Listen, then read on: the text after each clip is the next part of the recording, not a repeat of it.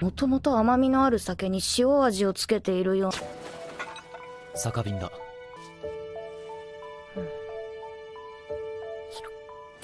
Welcome back to another thrilling episode of the Apothecary Diaries, the detective edition, brought to you by Camille's Harem, not just a podcast by novice writers for novice writers, but also a YouTube channel by novice writers for novice writers, because writing is an adventure, it's more fun with friends, and that's what it feels like this story has become. This is effectively CSI, Law and Order, all of that good jazz wrapped up into this silly story of a girl obsessed with poisons, solving murders that other people can't. And this was a really interesting episode right here, and it hits pretty hard towards the end when you begin to realize that, wow, these episodes have really subtly been building up on each other to really reinforce the core themes of this series. And I like that. Usually when shows and books try to do this, it feels like you're being bludgeoned over the head, like, don't forget what this thing is all about. This is the message of the story. But the way that the Apothecary Diaries keeps this nice and fresh is that we as the audience have been learning what the story's all about. And no, it's not just about solving the mysteries and a little bit of romance and silliness on the side. What the Apothecary Diaries is all about is it is all about the women of the Rear Palace, as I've said before, exerting their autonomy, their power, their identity, their dignity in a situation where that's been largely taken from them, from one degree to another. And in this particular story, Maomao, who is the main character, who has actually a station of privilege, realizes that she is still just a servant. She is a poison tester. She is someone who, if she makes the wrong mistake, could very easily find herself on the chopping block, and that's the end of it all. It doesn't matter all of the good things that she's done within the Rear Palace. The scales of this world are the such that if you tip it the wrong way just once, that could be the end. And sure, at the end of this episode, Jinji tries to assure her that that wouldn't be the case, but those are the rules of the game. This is the message that she walked away from after leaving the Red Light District, but then coming back to the Rear Palace, that idea has just been reinforced. The decisions of others, fate, power and politics, a mistake, an assassination attempt, anything could bring an end to Maomao. And if it is that she does indeed make a mistake, something that is worthy within her position to be put onto the executioner's block, she would like to go out her own way, with her own dignity. And that is a really stark message to get in this episode.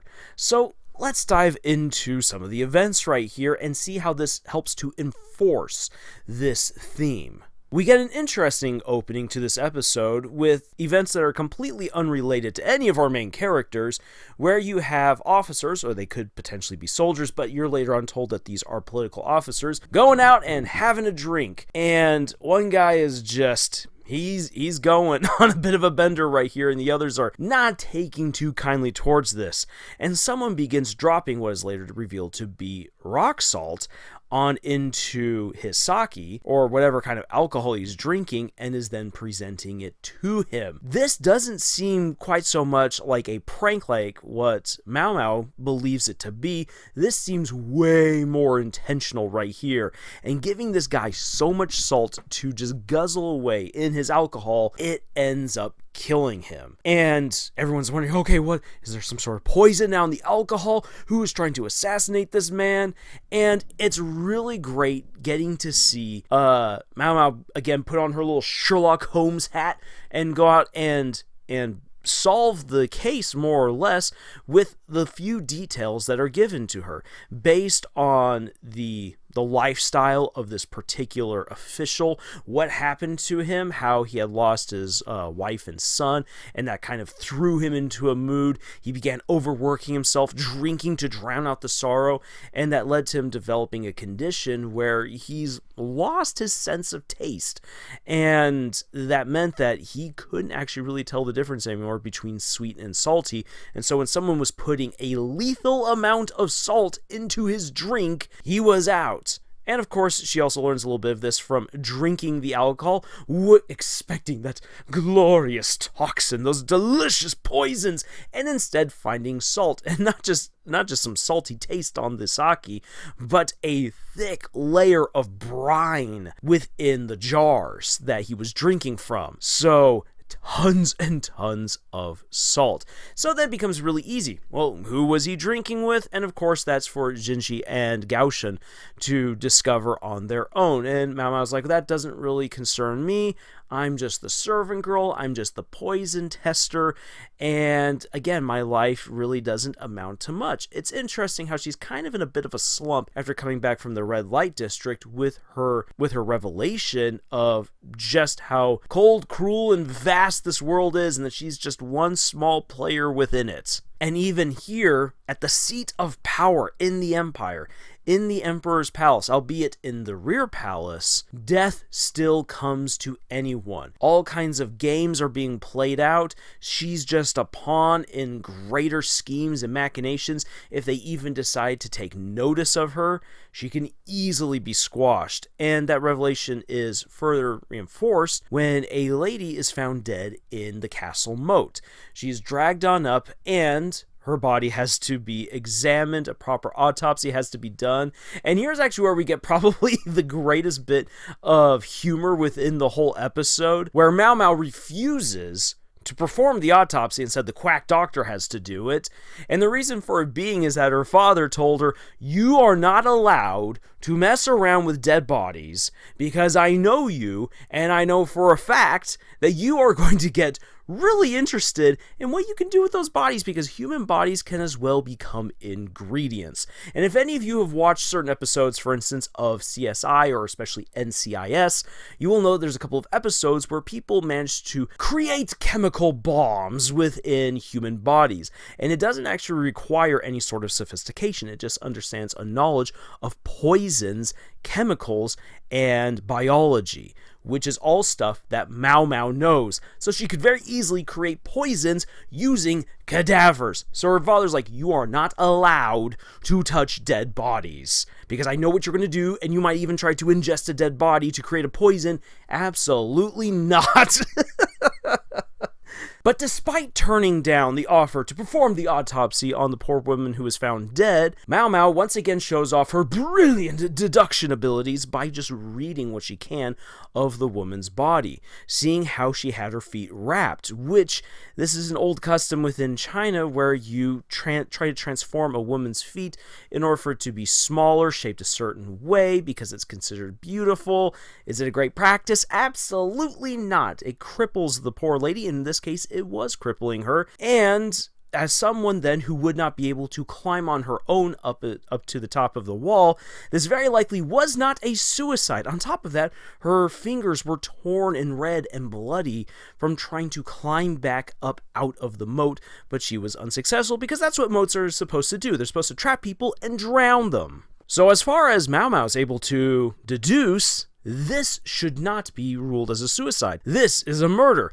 The second murder, back to back. And as far as Maomao's personal life has gone, this is the third, or at least the third case of people trying to murder others that she has had to deal with. That's pretty depressing to go through, and that might help to explain her particular disposition at the end of the episode. However, based on what was very likely a forged will, it was discovered that this lady had something to do with the poisoning that happened at the garden party, and so she killed herself because, she just couldn't deal with the shame anymore, and it's ruled then as a suicide, and everyone moves on. Thereby, an important link to the assassination attempt back a few episodes ago that seems to have been eliminated. Now, this is where things, at least for me, start getting pretty interesting right here. Because, unbeknownst to Maomao, Gaoshan and Jinji have concluded their investigations into the mysterious burns and rashes caused by using various chemicals, again harkening back to a mystery from many episodes ago. And they now know that the head lady in waiting for concubine Aodo, again, I'm sorry if I'm mispronouncing that, but the fourth concubine, well, her chief lady in waiting is someone with mysterious burns and someone who also is connected to the mysterious messages that are being sent that you can only read by burning the wood that has the chemicals painted onto him. The reason why I find this particular revelation really interesting is for 3 reasons. Number 1, it was not revealed to Maomao, which should tell us that Gaoshan and Jinji are actually trying to prevent her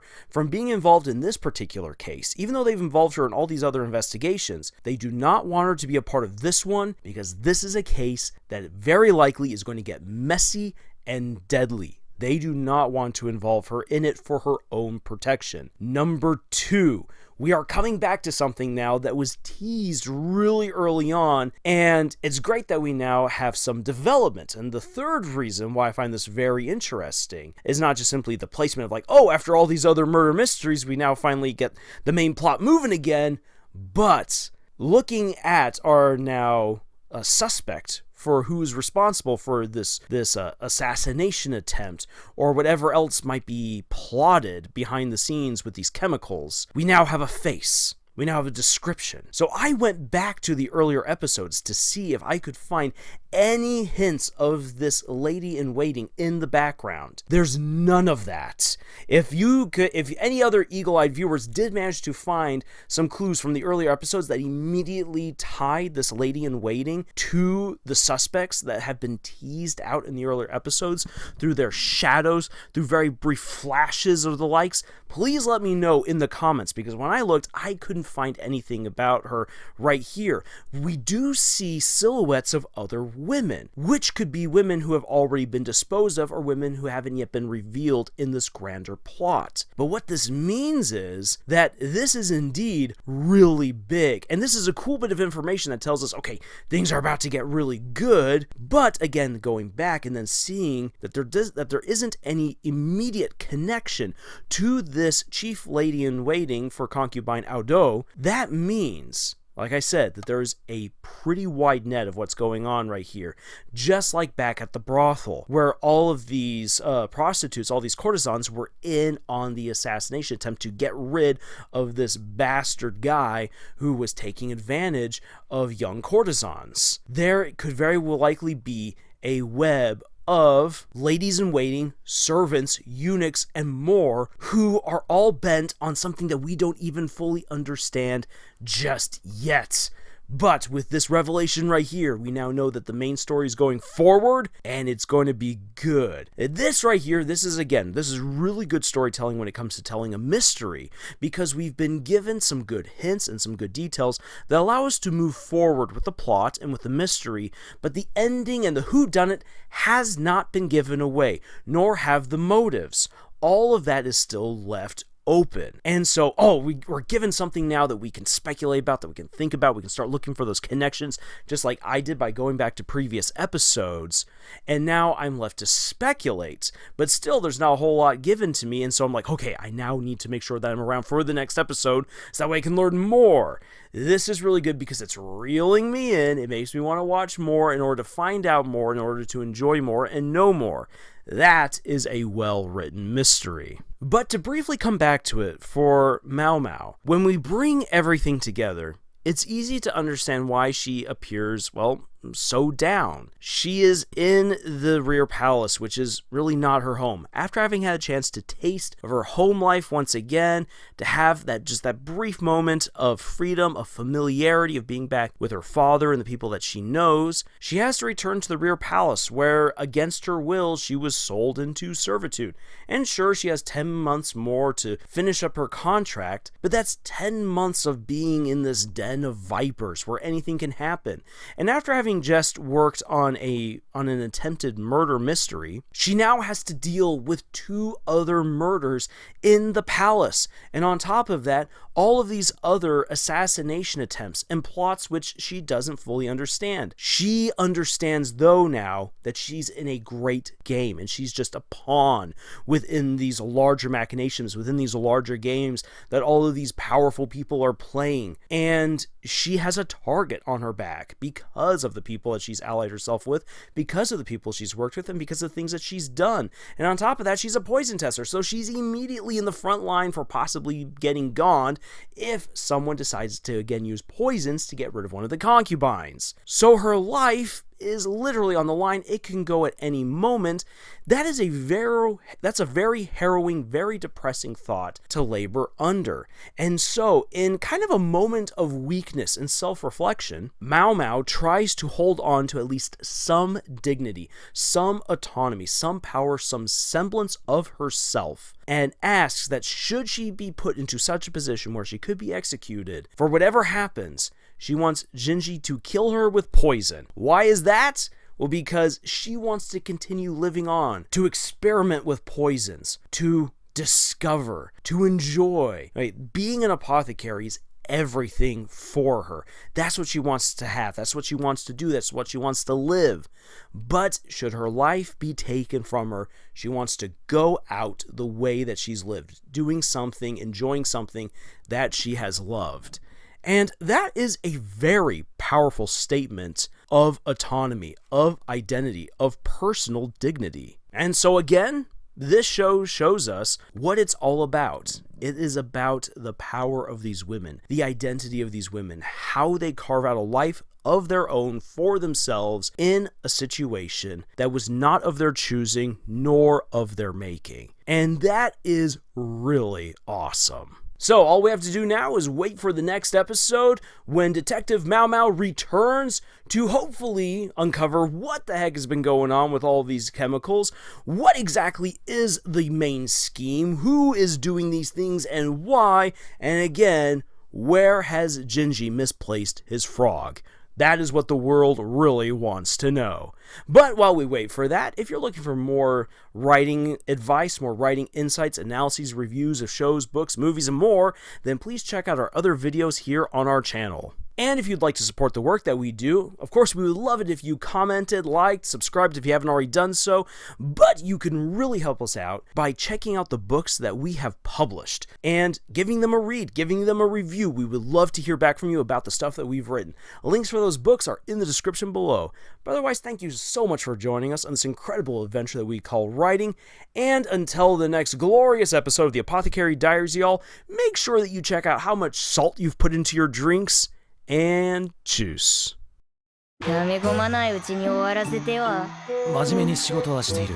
どのような。酒は20歳になるまで禁止せよと。